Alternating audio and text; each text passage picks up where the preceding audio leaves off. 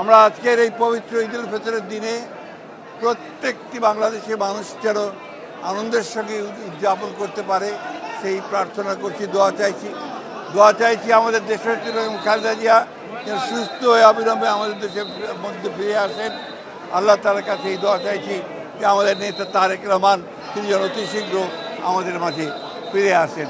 এবং আমরা বিগত 15 বছর ধরে যে গণতন্ত্রের জন্য সংগ্রাম করেছি, গণতন্ত্র পুনরুদ্ধারের জন্য সংগ্রাম করেছি, মানুষের ভোটের অধিকারের জন্য সংগ্রাম করেছি, মানুষের ভাতের অধিকারের জন্য সংগ্রাম করেছি, মানবাধিকারের জন্য সংগ্রাম করেছি, সেই সংগ্রাম যেন প্রতিষ্ঠিত হতে পারে সেই জন্য আমরা পরম আল্লাহ তাআলার কাছে দোয়া করেছি।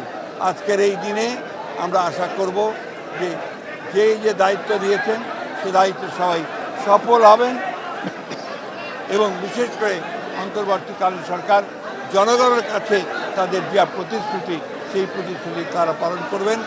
আমরা আমাদের দলের পক্ষ থেকেও আমরা অবশ্যই সেই প্রতিশ্রুতি পালন করব বলে আমরা শপথ নিয়েছি। আপনাদের সকলকে আবারও ঈদের শুভেচ্ছা। অনেক পার্থক্য। এবার আমরা মুক্ত পরিবেশে একটা আনন্দময় পরিবেশে আমরা ঈদ পালন করছি।